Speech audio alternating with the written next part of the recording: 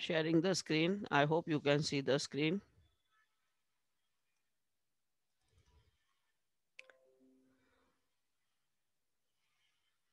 इसका बैटरी लगाना है.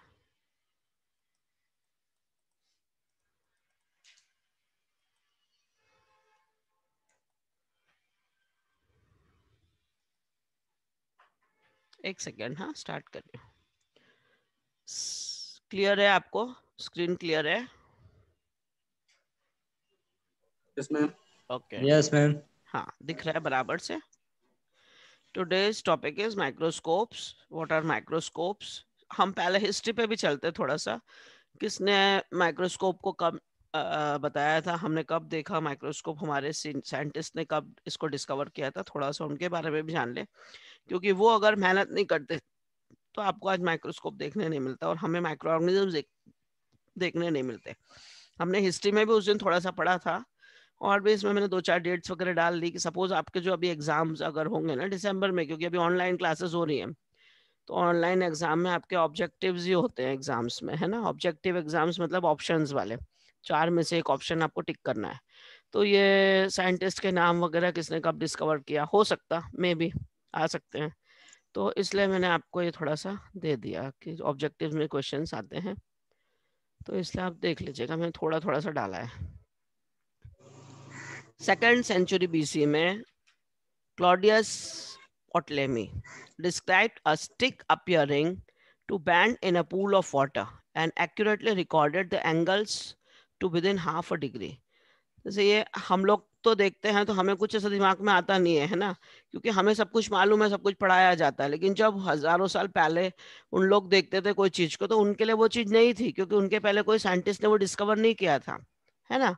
तो इसलिए उन लोग ने ये बताया, उस समय उन्होंने देखा कि जैसे कोई पैन वगैरह हम उसमें डालते हैं पानी में, ग्लास में वाटर भरा हुआ है, पानी भरा हुआ उसमें, तो वो टेढ़ा दिखता है ना. तो क्यों टेढ़ा है, तो उनके दिमाग में आता है कि कैसे ये रिफ्रैक्शन हो रहा है, या ये रिफ्लेक्शन हो रहा है, या इमेज यहाँ से जा रही है. वो उनके दिमाग में चलने लग जाती बातें और वो उसके लिए रिसर्च करते हैं और कुछ ना कुछ नतीजे पर पहुंच जाते हैं. तो ये उन्होंने फर्स्ट टाइम देखा था इस टाइप से. फिर 12th सेंचुरी में Salvino di Amrite from Italy made the first eyeglass. eyeglass मतलब आंखों से देखने के लिए उन्हें ग्लास, जो चश्मे हम देखते हैं ना, कि कई लोगों को नहीं दिखता था, तो उन्होंने आंखों के चश्मे बना दिए ताकि वो आंखों के चश्मे लगाकर वो देख पाए. तो उन्होंने ऐसे आई ग्लासेस बनाए थे. From Italy made the first eyeglass, providing the wearer with an element of magnification to one eye. है ना.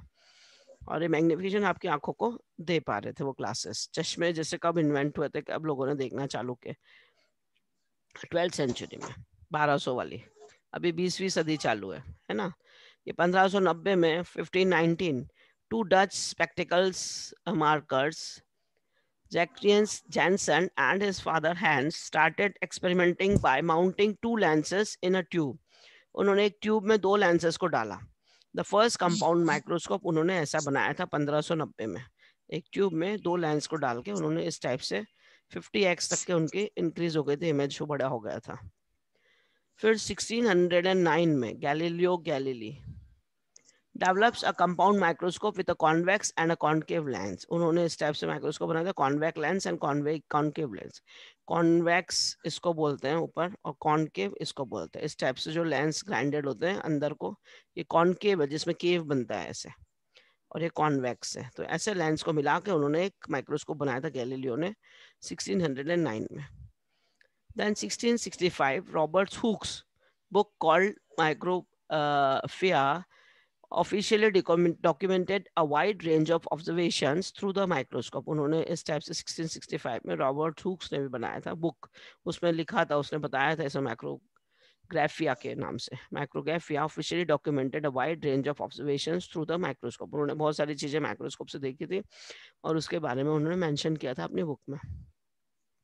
1674 एंटोन वैन ल्यूनहॉक, जिन्होंने माइक्रोस्कोप बनाया था 1674 में, used his knowledge of grinding lens to achieve greater magnifications which he utilized to make a microscope. उन्होंने ये 1674 में Antony van ल्यूनहॉक ने ये माइक्रोस्कोप बनाया था उन लेंस ग्राइंड करते थे, वो लेंस मतलब जो कांच के लेंसेज होते हैं उसको ग्राइंड करके, अब वो कई बार होता है ना कांच के लेंस ग्राइंड कर ऐसे ऐसे देखते हैं, ऐसे ऐसे दूर से ऐसे, तो उससे उनको नजर आ रहा था कि पास की चीज दूर दिख रही है, दूर की चीज पास दिख रही है, बड़ी दिख रही है, छोटी चीज बड़ी दिख रही है।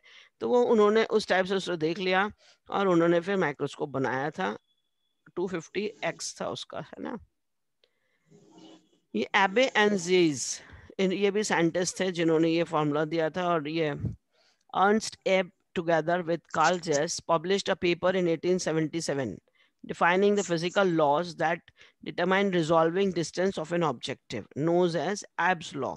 ठीक है, वो डिस्टेंस कितना है, कितना रिजॉल्व होता है, कैसे पता पड़ता है कौन सी चीज दिख रही है, आप कितनी दूर से आपको कुछ दिख रही है, वो उन्होंने बताया था। वो रिजोल्यूशन केस है, रिजॉल्विंग कैसे है ना करना उसको। Minimum resolving distance d is related to the wavelength of light lambda divided by the numeric aperture, which is proportional to the angle of the light cone theta formed by a point on the object to the objective. ये actually physics का काम है, हमारा इतना detail में जाने का काम नहीं है, this is not your physics class. But ये उन्होंने किया था, इससे उन्होंने निकाल के ये लामसास लॉ बनाया था, जिससे उन्हें बताया था कैसे आपको डिस्टेंस कम करके या कैसे आप मैग्निफिकेशन करके कैसे आप रिजॉल्व करके इमेज को बड़ा देखेंगे। मिनिमम रिजॉल्विंग डिस्टेंस कैसे होगा, ठीक है। Developed oil immersion systems by making oils that match the refractive index of glass, उन्होंने किया था। Thus they were able to make a numeric aperture। और उन्होंने ये ऑयल इमर्शन से भी, ऑयल इमर्शन लेंस मतलब अगर प्लेन आप देखते हैं 10x में 40x में तो उसमें उतना नहीं, लेकिन 100 वाले में देखते हैं हम जब, और ऑयल इमर्शन डाल के तो क्लियर व्यू दिखता है, क्लियर इमेजेस दिखती है। वो उन्होंने उसको बता दिया था उसके बारे में। Developed oil immersion systems also by making oils that match the reflective index. वो बहुत सारे ऑयल में करके टेस्ट किया उन्होंने, तब जाके एक ऑयल को उन्होंने फाइनल किया। Thus they were able to make a numeric aperture Na to the maximum of, किसकी आवाज आ रही भाई, इसको बंद करो आप लोग अपना माइक को। मैंने म्यूट कर दिया ना, आप लोगों को ऑन करने की आवश्यकता नहीं है।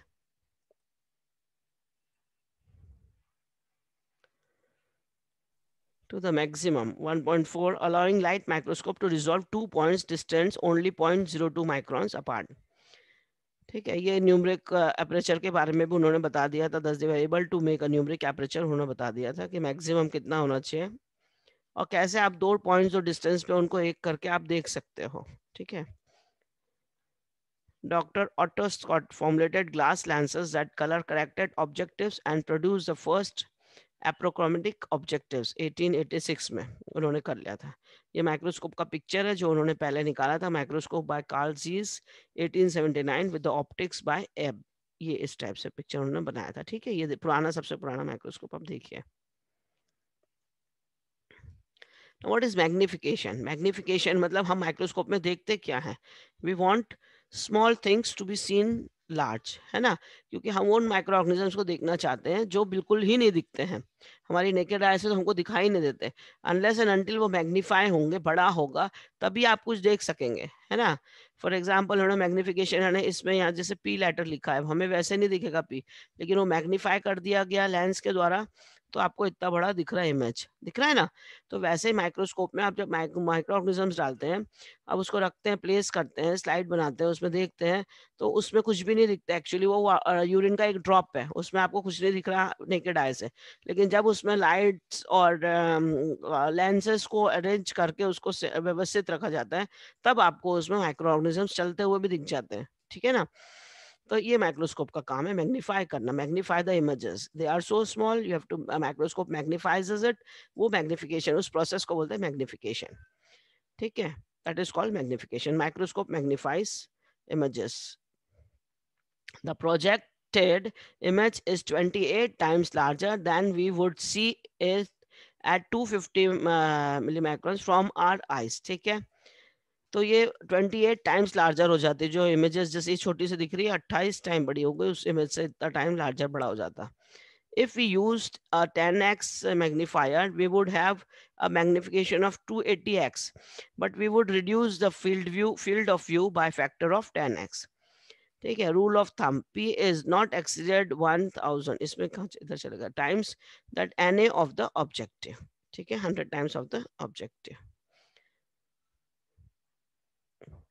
That is magnification. समझ में आया? ये मैग्निफिकेशन के बारे में था।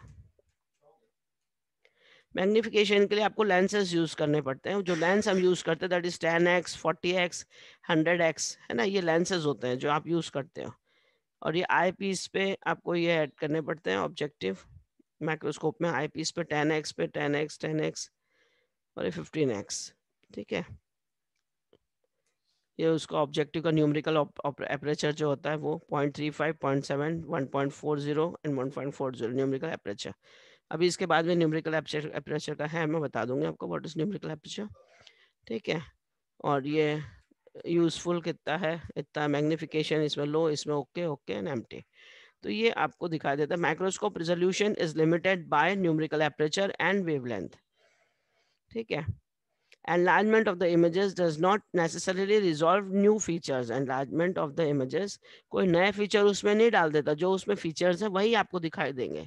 enlargement में कोई अलग से फीचर्स उसमें ऐड नहीं हो जाता। ठीक है, जो फीचर्स उसके अंदर ओरिजिनली प्रेजेंट है वही वो आपको क्लियर दिखाई दे देंगे। excessively large magnification is called empty magnification। excessively large magnification यानी बड़ा मैग्निफिकेशन हो जाता है तो वो एम्प्टी मैग्निफिकेशन, उसमें फिर आपको कुछ दिखाई नहीं देता है। Useful magnification is equal to 500 to 1000 multiplied by Na of objective। ठीक है, तो यूजफुल मैग्निफिकेशन इसको कहते हैं।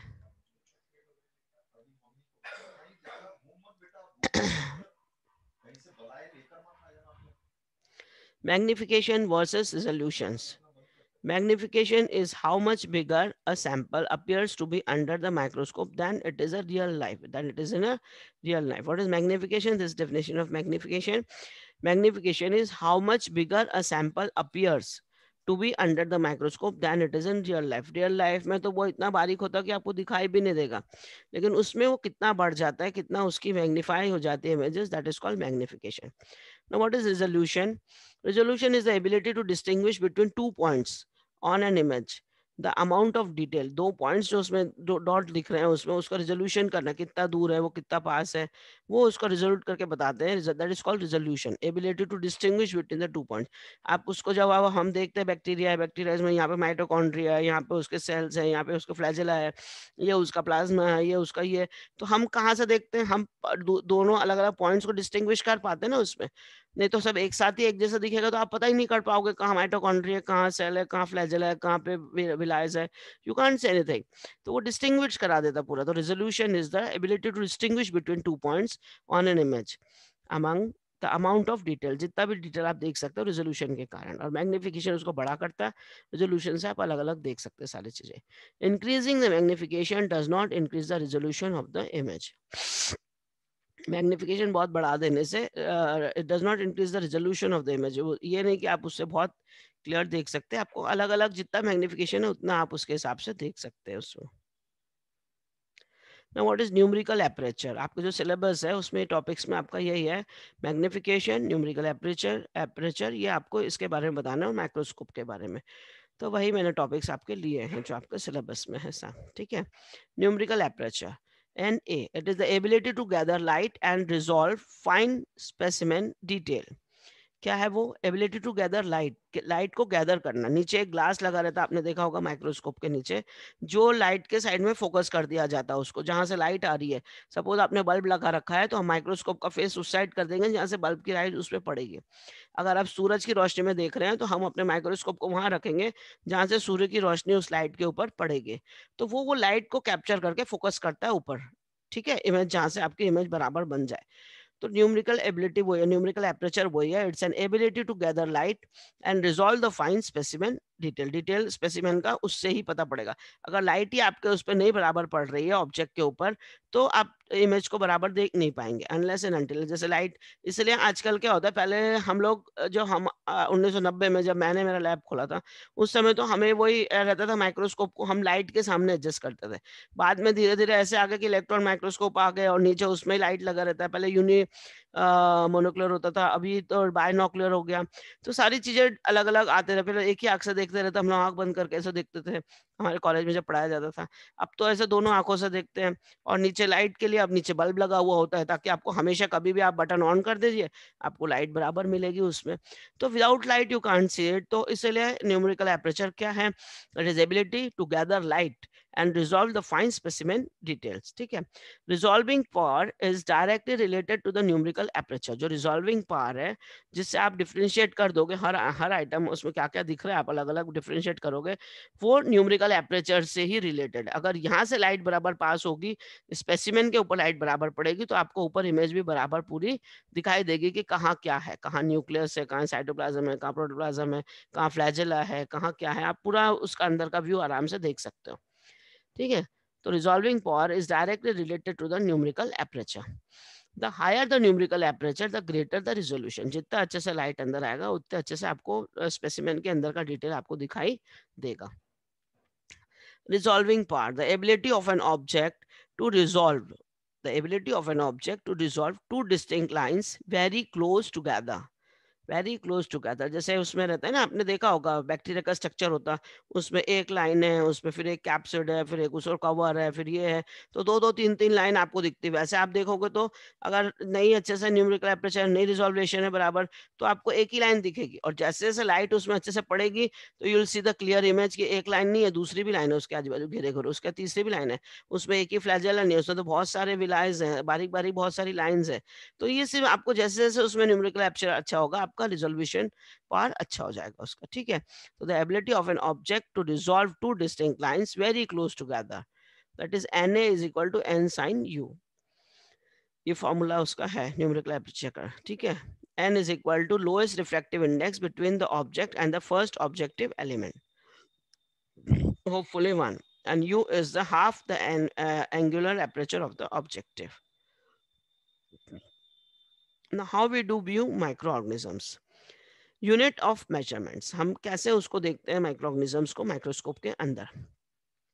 When talking about cells and microscope organisms, you will be measuring using micrometers. क्या यूज करते हैं उसको यूज करने के लिए? Micrometre, that is abbreviated microns. क्या कहते हैं उसको? माइक्रोमीटर्स को माइक्रॉन्स में लेते हैं। और stated as micrometre, that is micron, micron का जो साइन है वो, और एम फॉर मीटर, तो that is micrometre. Now 1 micrometer is equal to 1 into 10 raised to minus 6. ठीक है, 10 raised to minus 6 meters, that is 1 multiplied by 10 raised to minus 3 micrometer. एक minute fan on कर देता हूँ। And 1 micrometer is equal to 1 multiplied by 10 raised to 3 nanometers. ठीक है, and 1 raised to 10 3 micrometers, to give you the idea of how small a micrometer is. इससे पता पड़ता कितना बारीक माइक्रोमीटर है, वो आपको उससे पता पड़ जाएगा।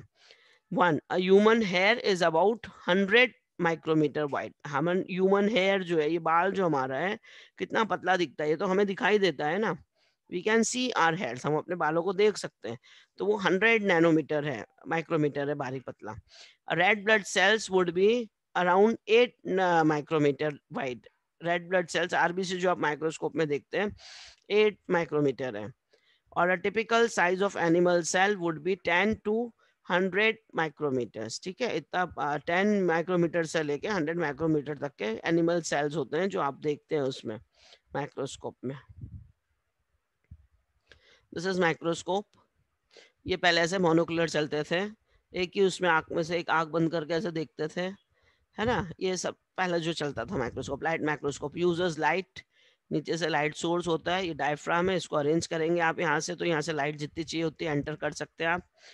फिर ये स्टेज क्लिप्स है, ये आगे हिला सकते हैं आप इस स्टेज क्लिप्स को। दीज आर द ऑब्जेक्टिव्स, इसमें 10x है, 40x है, 100 वाला ऑयल इमर्शन का है ना।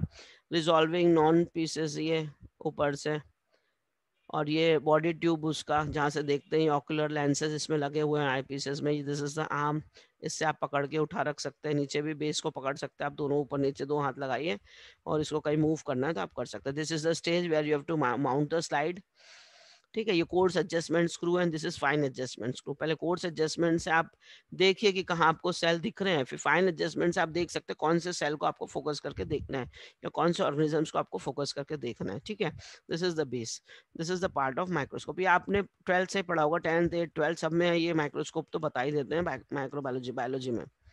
This is compound light microscopy. Dark अलग अलग टाइप के भी माइक्रोस्कोप होते हैं, dark field microscopy, phase contrast microscopy, differential interference contrast microscopy, fluorescence microscopy and confocal microscopy. बहुत सारे टाइप्स के माइक्रोस्कोप आजकल निकल गए और हैं बहुत सारे, क्योंकि माइक्रो ऑर्गेनिजम्स इतने बारीक बारीक हैं, उसके अंदर अंदर इतना सारा डिटेल है कि ये सिंपल माइक्रोस्कोप से भी सब कुछ दिखाई नहीं देता। किसी को कोई ऑर्गेनिजम्स बिल्कुल कलरलेस होता है, पेल होता है, तो उसके अंदर की चीजें देखने के लिए कॉन्ट्रास्ट माइक्रोस्कोप चाहिए पड़ता है। उसका भी आगे आपका क्लास होगा, उसमें आपको डार्क फील्ड माइक्रोस्कोप के बारे में बताऊंगी, तब आपको वो चैप्टर लिया जाएगा। ठीक है, तो ये अलग अलग माइक्रोस्कोप है, फ्लोरोसेंस अलग होता है, डिफरेंशियल अलग होता है, फेस कॉन्ट्रैक्ट अलग है, ये सारी चीजें अलग अलग माइक्रोस्कोप होते हैं।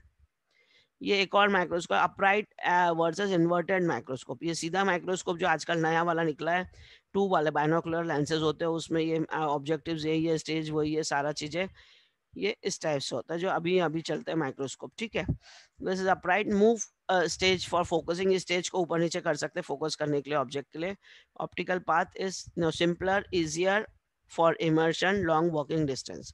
ज़्यादा अपने को कितना भी टाइम देख सकते हैं इसमें बैठ के आराम से, दोनों आंखें खोल के, क्योंकि उसमें एक आंख रहती थी तो हमें बंद करने में बहुत तकलीफ होती थी, काफ़ी लंबे समय तक नहीं देख सकते। इसमें तो जैसे हम आंखें खोल के बैठे हैं, ऐसे दोनों आंखों से आप आराम से व्यू कर सकते हैं इमेज को। और ये इन्वर्टेड माइक्रोस्कोप है, इसमें हम जैसे स्टेज पे अपने स्लाइड को फिक्स कर दिया, फिर स्लाइड को ऊपर नीचे करते हैं, तो इसमें मूव द ऑब्जेक्टिव, इसमें ऑब्जेक्टिव को मूव करते हैं for focusing. Better access for the life cells in the culture, harder for oil water immersion, है ना, ऑयल इमर्शन और वाटर इमर्शन के लिए हार्डर है थोड़ा सा। इसमें सेल के स्ट्रक्चर वगैरह देखने के लिए ये उल्टा वाला माइक्रोस्कोप है, इसमें अपोजिट तरीके से देखा जाता है। ठीक है, no types of microscope. Light microscope जो अभी मैंने सबसे पहले बताया था आपको, found in the most schools use compound lenses and light to magnify the objects. The lens bend or refract the light which makes the object beneath them appear closer. जो भी ऑब्जेक्ट्स आप देखते हैं वो ऑब्जेक्ट आपको clear देखते हैं, clear दिखते हैं। उसमें स्कूल्स में ये सब आपको यूज करके दिखा देते हैं, स्कूल्स में भी 8th में 10th में 12th में आपको ये देखने मिल जाते हैं। और ये रिफ्लेक्ट करते हैं लाइट को, जिसके कारण आपको नीचे जो इमेज रखी हुई है, जो आपको सेल रखा जो देखना है माइक्रोनिज्म, वो इजीली आप देख सकते हैं। Stereoscope, this microscope allows for binocular, जो अभी आपको बायनोकुलर दिखाया था वो 2 आईज वाला, व्यूइंग ऑफ लार्जर स्पेसिमेंस, जैसे लार्जर स्पेसिमेंस आप देख सकते हैं। Spinning microscope at the top of this page is the stereoscope. ठीक है, ये पेज ये। फिर स्कैनिंग इलेक्ट्रॉन माइक्रोस्कोप भी होता है, allow scientist to view a universe too small to be seen with a light microscope. वो अलाउ साइंटिस्ट को क्या अलाउ करता है वो स्कैनिंग माइक्रोस्कोप में, यूनिवर्स जो इतना छोटा है वो इतना बड़ा होकर दिखता है उनको पूरा। SAMs do not use light waves, they use electrons. वो electrons use करते हैं, negatively charged electrical particles to magnify objects up to 2 million time. ये 2 million time तक के वो उसको use करते हैं इलेक्ट्रॉन माइक्रोस्कोप को, ये स्कैनिंग वाला इलेक्ट्रॉन माइक्रोस्कोप। ठीक है, transmission electron microscope also uses electrons, but instead of scanning the surface as with SAMs, electrons are passed through very thin specimens. Specimens may be stained with heavy metal salts. ठीक है, ये transmission electron microscope है। ना parts of the microscope जो मैंने अभी आपको बताया, उसमें आई पीस होता है ऊपर से देखने वाला जिसे हम देखते हैं। टू ऑब्जर्व स्पेसिमेन कंटेन्स 2 और मोर लेंसेज, उसमें 1 या 2 लेंसेज होते हैं। The most common magnifications for the eyepiece is 10x, जो सबसे कॉमन है वो 10x है। There are also 2x, 5x भी है। An eyepiece is a removable, वो eyepiece ऊपर का आप रिमूव करके उसको पोंछ भी सकते हैं, नीचे से फूंक मार के डस्ट भी हटा सकते हैं। Can be interchange for the different magnification, आप उसको, आपको 2x से नहीं दिख रहा 5x, अब 10x लगा लीजिए, उसको चेंज कर सकते हैं, वो ऊपर का रिमूवेबल है होता है eyepiece। Objective lenses,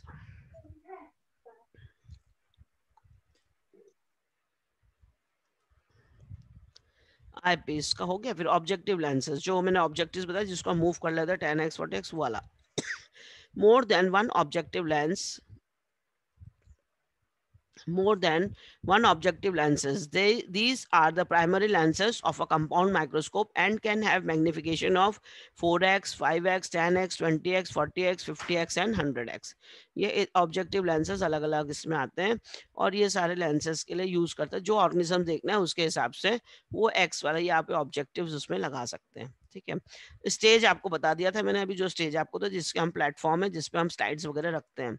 The platform below the objective lens on which the objective to be viewed is placed. A hole in the stage allows the light beam to pass and illuminate the specimens. उसमें stage में एक गड्ढा होता है बीच में गोल, जिसमें नीचे से जो कंडेंसर होता है, जिसमें नीचे से लाइट पास होती है, फोकस होती है मिरर से, और वो आपके स्टेज पे जो आपकी स्लाइड रखी है उसमें डायरेक्ट लाइट आती है, जिससे आप इजीली स्पेसिमेन को देख सकते हो। स्टेज क्लिप्स होती हैं। स्टेज क्लिप्स मैंने आपको बताया, स्टेज के ऊपर स्लाइड आप रखोगे तो आप ऊपर नीचे करोगे तो स्लाइड गिर जाएगी, तो वो स्लाइड को फिक्स करने के लिए क्लिप्स होती है, जिसको आप में टच कर दोगे तो स्लाइड उसमें फिक्स हो जाती है। There are two stage clips on each side of the stage. Once the slide containing the specimen is placed on the stage clips are used to hold the slide in place. ठीक है, वो hold करने के लिए होता है। Diaphragm होता है, वो डायफ्राम से आप लाइट को कम ज़्यादा कर सकते हैं। कितना लाइट आपको चाहिए उसको आप हिलाओगे तो वो कम ज़्यादा कर सकते हैं डायफ्राम से। It is located on the lower surface of the stage. Stage के नीचे होता है वो डायफ्राम, जहाँ पे आपका होल होता है उसके नीचे ही बड़ा गोल होता है, वो उसमें भी एक नॉब होता है जिसको आप हिला सकते हैं कम ज़्यादा करने के लिए। That is called diaphragm.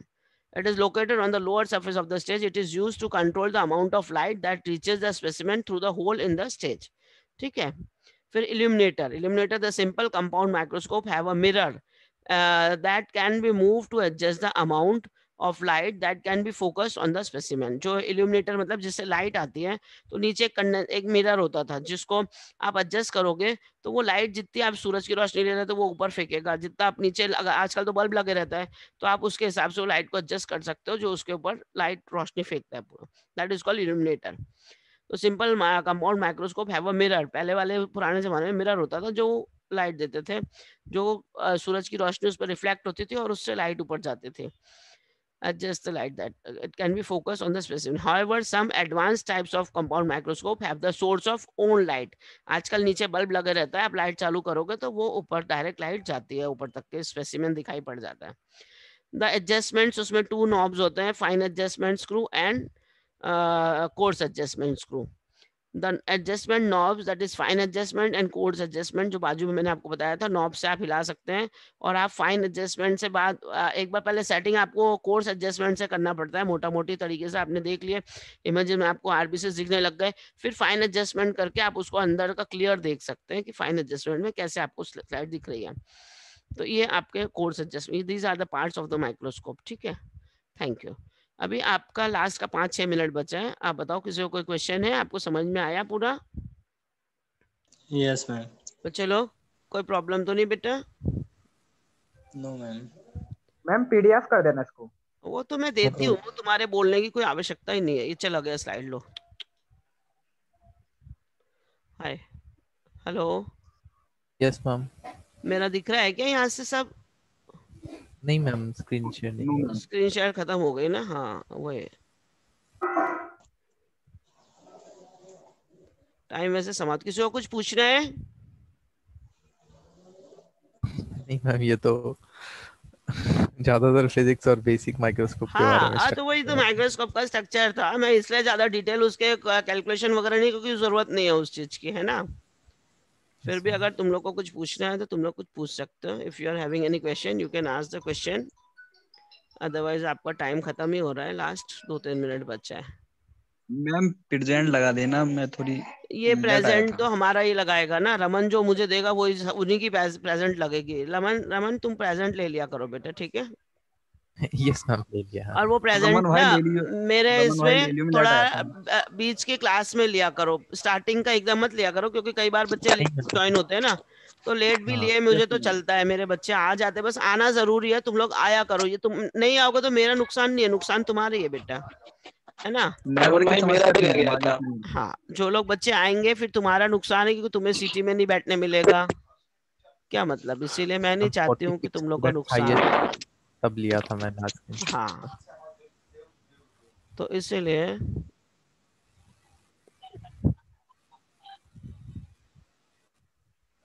तमन भाई मेरा भी रह गया था, आप लगा देना प्रेजेंट। सबकी मीटिंग सबका आप ले लीजिए अटेंडेंस वगैरह सब। हेलो। हाँ बेटा बोलो। सबका एडेड है। I have a question ma'am. हाँ बोलो बेटा, क्या क्वेश्चन है? मैम आपने बताया था कि माइक्रोस्कोप में ऑयल यूज करते हैं। हाँ, ऑयल इमर्शन के हेलो। लिए ऑयल यूज करते हैं। ऑयल इमर्शन लेंसेज अलग होते हैं, उसमें ऑयल इमर्शन में ऑयल यूज करते हैं। उसके इफेक्टिव इमेजेस से बड़ी इमेज आती है। जैसे कि मैम मलेरिया पैरासाइट है, उसे देखने के लिए। हाँ, बहुत सारी चीजें माइक्रोस्कोप में तो हजारों चीजें देखने, एक चीज का नाम थोड़ी है। सारे माइक्रोस्कोप में पूरे माइक्रो ऑर्गेनिजम्स को देखना पड़ता है, सारे माइक्रो ऑर्गेनिजम्स, एक मैम नहीं है। सारे आपको सारे बताए थे माइक्रो मैंने। ऑर्गेनिज्म में ऑयल लगाना, नहीं नहीं, ऑयल की सारे माइक्रो आवश्यकता पड़ती ऑर्गेनिजम्स में ऑयल नहीं लगाना पड़ता। जैसे हमने टीएलसी बनाए, उसको डीएलसी देखना हमको, डिफरेंशियल ल्यूकोसाइड काउंट। तो डिफरेंशियल हाँ ल्यूकोसाइड तो काउंट करने के लिए आपको उसको ऑयल इमर्शन में देखना पड़ेगा, क्योंकि हमें उसमें न्यूट्रोफिल्स देखना है, बेसोफिल देखना है ना, उसमें ग्रैन्यूल्स कितने हैं, उसमें साइटोप्लाज्म कितने हैं, लोब कितने हैं न्यूक्लियस के उसके। तो वो सारा देखने के लिए ऑयल इमर्शन में देखा जाएगा डिटेल। जितना डिटेल है, आपको क्लियर इमेज चाहिए, क्लियर मैग्निफिकेशन चाहिए, तो ऑयल इमर्शन में देखना पड़ता है। वो तो सभी चीज के लिए है ना। बैक्टीरियल सेल है, बैक्टीरियल सेल का डायरेक्ट आपको पूरा देखना है, तो उसमें जो पूरा देख सकते हैं। अब कभी अभी यूरिन एग्जामिनेशन करना है, तो उसके लिए तो हमने यूरिन को सेंट्रीफ्यूज किया, उसका एक डॉट लिया हाँ मैम और वो उस वो कवर तो स्लिप पे डॉट डाला। लिया। तो वो उसके लिए थोड़ी ऑयल डालोगे आप कवर स्लिप के ऊपर वाले में। हाँ यस ये मैम, ये हमारे इसके विवेक लिए नहीं। बुद्धि है। ये हमें कौन सी चीज में डालना, कौन सी नहीं, आप अभी जैसे काम करोगे तो आपको अपने आप समझ में आने लग जाएगा, है ना। नहीं तो हम यस यूरिन का मैम स्लाइड बनाएंगे, उसमें आपने कवर स्लिप रख दिया और उसके ऊपर आप ऑयल डाल के देख रहे, तो ये बेवकूफी है। समझ में आई बात? नहीं तो बोलोगे मैम ने बोला। ऐसे नहीं, स्टूल का स्लाइड देख रहे हो, उसमें थोड़ी ऑयल लगेगा। जो हम नहीं डीएलसी के लिए नहीं स्लाइड बनाएंगे, जो लिशमन स्टेन से स्टेन करेंगे, उसमें हमें आरबीसीज देखना है, उसमें डब्ल्यूबीसीज देखना है, उसके डिटेल स्ट्रक्चर देखना, उसमें ऑयल इमर्शन यूज करना है। ठीक में आया? समझ में आया? यस मैम आ गया। हाँ, और किसी को कुछ पूछना है? कोई क्वेश्चन हो तो आप पूछ लो। आपके last 2 minutes are left, you can ask any question.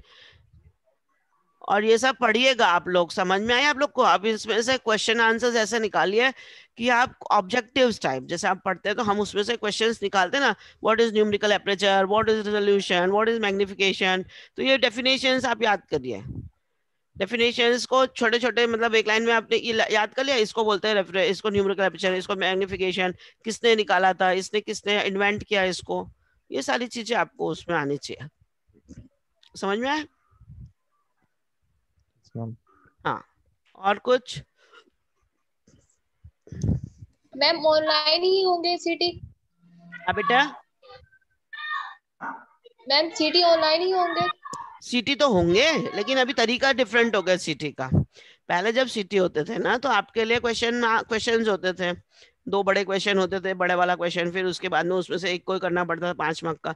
फिर 3 छोटे क्वेश्चन होते थे, उसमें से 2 कोई क्वेश्चन करने पड़ते थे आपको 3 मार्क के। फिर ऑब्जेक्टिव होते थे 2-3 मार्क के। तो ऐसे करके 10 मार्क का पेपर होता था सीटी का। अभी जो होगा वो आपका, वो क्वेश्चन आंसर बड़े बड़े तो लिखा नहीं सकते हम लोग आपसे, है ना। तो हम लोगों को आपके लिए ऑब्जेक्टिव पूछना है, या फिर हम आपको असाइनमेंट देंगे, वो असाइनमेंट आप कंप्लीट करके हमको दोगे, उसके ऊपर हम आपका वाइवा पूछेंगे जो आपने कंप्लीट करा असाइनमेंट। समझ में आया? और कुछ क्वेश्चन समझ में आ गया? यस मैम, समझ में आया। हाँ, तो वो आपका वैसा सीटी होगा। और किसी को कोई क्वेश्चन पूछना है? बाकी और कुछ? हाँ रमन, कुछ बोल रहे बेटा? नहीं मैम, इसमें तो माइक्रोस्कोप में तो ज्यादा उतना है नहीं, हाँ, क्योंकि इसमें तो ठीक है। फैक्ट्स है और हिस्ट्री है। और तुम्हारा आज का जो 105 वाला कम्युनिटी मेडिसिन, प्रिवेंटिव मेडिसिन वाला हेल्थ केयर है, वो मेरा सैटरडे को क्लास लूंगी, तो बीआरआईटी के साथ में तुम्हारा कंबाइन करके ले लूंगी सैटरडे को, ठीक है। तो तुम अपने टाइम टेबल में अभी से उसको लिख के रख लो, ताकि हर सैटरडे या हर ये वेडनेसडे को मैं बताऊंगी नहीं आपको। Got it? वेडनेसडे आपको 106 रहेगा और सैटरडे को आपको 105 रहेगा। ये ध्यान रख लेना आप लोग, ठीक है, थ्रू आउट, अभी जब तक के क्लासेस चलेंगे दिसंबर तक के, ये ऑनलाइन वाले में। जब आप क्लास में आओगे, वहां आपकी अलग अलग क्लास में आके मैं पढ़ा दूंगी। अभी तो एक ही टॉपिक है, एक ही सब्जेक्ट है, तो फिर मेरा क्योंकि ऑलरेडी मेरे पास DMLT first year, DMLT second year, 4 classes हो जाते दिन भर के। बोलने में फिर गले में भी तकलीफ होते हैं ना, वही चीज बार बार रिपीट करना पड़ता है, और रात को भी मेरी क्लास होती है। ठीक है, ठीक है। आप लोगों को कोई तकलीफ तो नहीं है? समझ में तो आता है ना सबको? चलिए ठीक है, मैं पीपी